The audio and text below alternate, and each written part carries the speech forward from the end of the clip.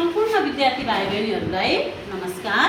आज हामी पद वर्ग अन्तर्गत नाम भन्ने टपिक पढ्न गइरहेका छौँ। हिजो चाहिँ हामीले पद वर्गमा के पर्छ भनेर हामीले टपिक विषयमा मात्रै के गरेका थियौँ, छलफल गरेका थियौँ। आज हामी नाम सम्बन्धी टपिक पढ्न गएका छौँ। नाम पनि हामीले 5 प्रकार हुन्छ भनेर मैले बारम्बार भनेको छु। एउटा हो व्यक्तिवाचक नाम, जातिवाचक नाम, समूहवाचक नाम, द्रव्यवाचक नाम र भाववाचक नाम। आज म विद्यार्थी भाइ बहिनीहरूलाई विशेष गरी यो व्यक्तिवाचक नाम र जातिवाचक नाम भनेको कस्तो हो त्यसलाई चाहिँ यहाँ इक्जाम्पल सहित बुझाउने कोसिस गर्छु। कृपया ध्यान दिएर यता मलाई ध्यान दिनु होला है त। व्यक्तिवाचक नाम सबैभन्दा सजिलो, जो के भनेको कुनै पनि कुरालाई एक एक गरेर तोक्छ भने व्यक्तिवाचक नाम, र त्यो सबैलाई बुझाउनको लागि एउटा साझा विशेषता जनाउँछ भने त्यसलाई हामीले जातिवाचक नाम हुन्छ भनेर मैले हिजो भनेको थिएँ है। र आज चाहिँ मैले यहाँबाट चित्र मार्फत देखाउँछु, सबैजनाले ध्यान दिनु होला है त। यहाँनिर एउटा यो फुल भन्ने शब्द लेखेको छु मैले। अब यो फुल भन्ने शब्द यहाँ धेरै थरी फुल हुन्छ। सयपत्री, मखमली, चमेली, ध्यान दिनुहोस् है, लालुपाते, सुपारी, सुपारी पनि फुलको नाम हुन्छ है। अर्को छ लाली गुराँस, लाली गुराँस। अर्को छ के हुन्छ, घन्टी फुल पनि हुन्छ होइन, हामीले सुन्दै आएका छौँ। ल हेर्नुहोस् त, यहाँ एउटा यो फुल भन्ने एउटा सिङ्गो शब्दभित्र चाहिँ हेर्नुहोस् है, यहाँ सबैजनाले फुल भन्ने सिङ्गो शब्दभित्र चाहिँ के पर्यो त, सयपत्री पर्यो, मखमली पर्यो, चमेली, लालुपाते, सुपारी, लाली गुराँस, घन्टी भन्ने फुलहरू पर्यो। फुल यति मात्र होइन, धेरै छन् फुलहरूको नाम।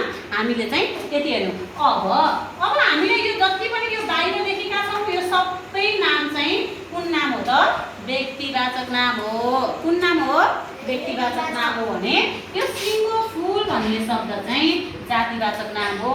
यसले चाहिँ फुल भन्ने शब्दलाई चाहिँ के गरे त, चिनायो भन्ने कुरा बुझ्नु पर्यो। र अर्को त्यस्तै छ, जस्तै यहाँ हेर्नु सबैजनाले चाडपर्व भन्ने शब्द छ है।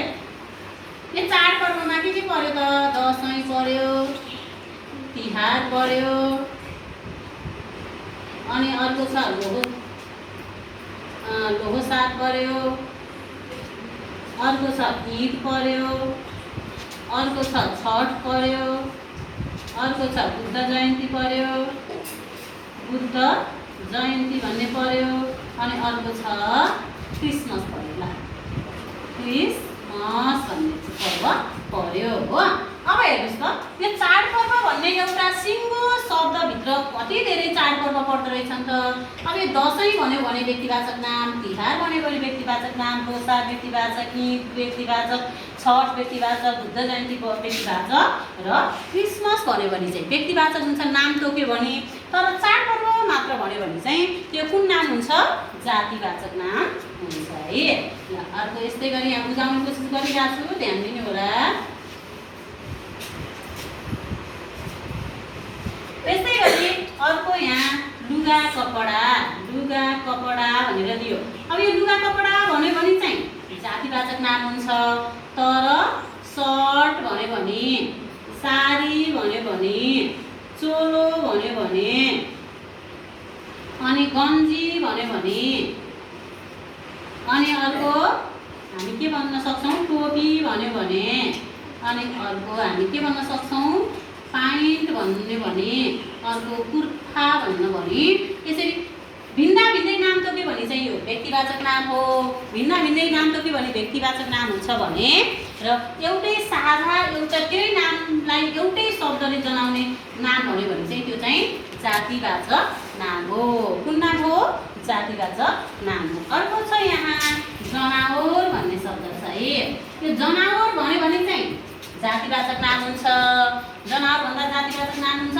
तर यहाँ चाहिँ घोडा, घोडा भन्यो भने व्यक्तिवाचक नाम, बाघ भन्यो भने व्यक्तिवाचक नाम, हात्ती भन्यो भने व्यक्तिवाचक नाम, कुकुर भन्यो भने व्यक्तिवाचक नाम।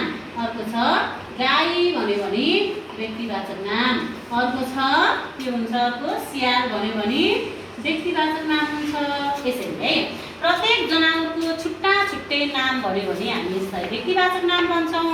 तर त्यो सबै नामलाई जनाउने एउटा सिङ्गो नाम भन्छौँ भने त्यो जनावर हो, त्यसलाई हामी चाहिँ के भन्छौँ त जातिवाचक नाम भनेर भन्छौँ। बुझ्नु भएको छ? मैले यहाँ बुझाउने कोसिस गरिरहेको छु, ध्यान दिनुभयो भने बुझ्नुहुन्छ, नत्र बुझ्न गाह्रो हुन्छ है। अर्को छ चरा। त्यो चरा भनेको एउटा सिङ्गो नाम हो, यसलाई हामी चाहिँ के भन्छौँ त जातिवाचक नाम भन्छौँ। र चराभित्र यहाँ मयूर भन्यो भने चाहिँ के हुन्छ व्यक्तिवाचक नाम हुन्छ। त्यसपछि सुगा भन्यो भने व्यक्तिवाचक नाम हुन्छ। त्यसपछि काग भन्यो भने व्यक्तिवाचक नाम हुन्छ। त्यसपछि अर्को ढुकुर भन्यो भने फेरि के हुन्छ त व्यक्तिवाचक नाम हुन्छ। त्यसपछि अर्को के हुन्छ अर्को हुन्छ चिबे चरा भन्यो भने फेरि यो के हुन्छ व्यक्तिवाचक नाम हुन्छ। अनि अर्को मैना भन्यो भने यो फेरि के हुन्छ व्यक्तिवाचक नाम हुन्छ। यसरी प्रत्येक नामलाई अलग अलग गरेर बोलायौँ, अलग अलग नामाकरण गरेका छौँ भने त्यसलाई चाहिँ हामी व्यक्तिवाचक नाम भन्छौँ। र त्यो सबैजनालाई जनाउन एउटै शब्दले चिनिन्छ भने त्यसलाई हामी के भन्छौँ त जातिवाचक नाम भनेर भन्छौँ। अर्को छ भाँडाकुँडा भन्ने शब्द छ। यो भाँडाकुँडामा चाहिँ यो भाँडाकुँडा चाहिँ के हो त जातिवाचक नाम हो। अब यहाँ थाल भन्यो भने फेरि व्यक्तिवाचक नाम, बटुका भन्यो भने फेरि व्यक्तिवाचक नाम, अनि फेरि यहाँ कुकर भन्यो भने व्यक्तिवाचक नाम, अनि फेरि यहाँ चम्चा भन्यो भने व्यक्तिवाचक नाम, यहाँ कराई भन्यो भने व्यक्तिवाचक नाम, अनि यहाँ अर्को के हुन्छ अर्को हुन्छ प्लेट। ल प्लेट भन्यो भने व्यक्तिवाचक नाम। यसरी फरक फरक नाम तोक्यौँ भने चाहिँ के रहेछ व्यक्तिवाचक नाम रहेछ भने एउटा सबै व्यक्तिवाचक नामलाई जनाउने एउटै शब्द नाम चाहिँ हो जातिवाचक नाम। अर्को छ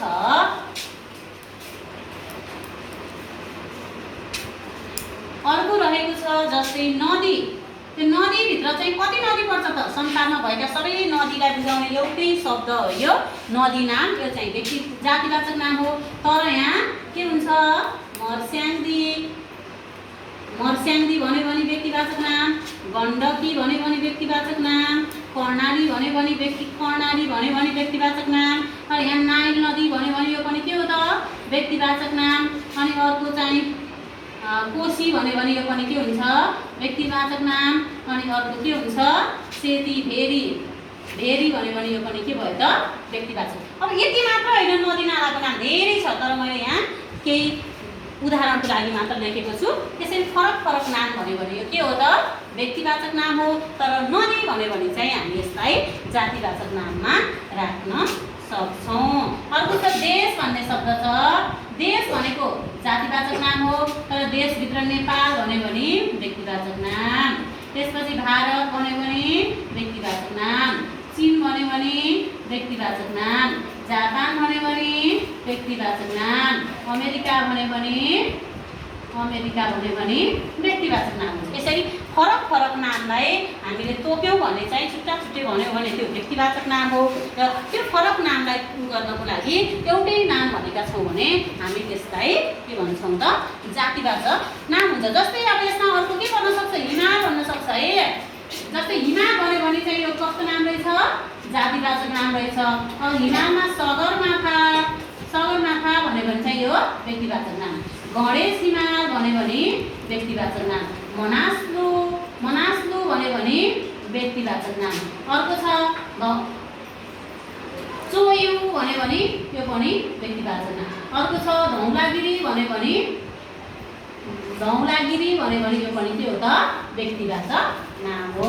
यसरी हिमालको फरक फरक सिङ्गल नाम भनेको छ भने यो चाहिँ व्यक्तिवाचक नाम। तर हिमाल भनेर भनेको छ भने त्यसलाई हामी चाहिँ जातिवाचक नाम पनि भन्छौँ। हामीले पछि यो व्यक्तिवाचक नाम र जातिवाचक नामलाई चाहिँ समावेशक शब्द र समावेशी शब्दमा पनि सेम उस्तै हुन्छ। यसलाई त्यतिखेर पनि हामीले अझ बढी बुझ्ने मौका पाउँछौँ।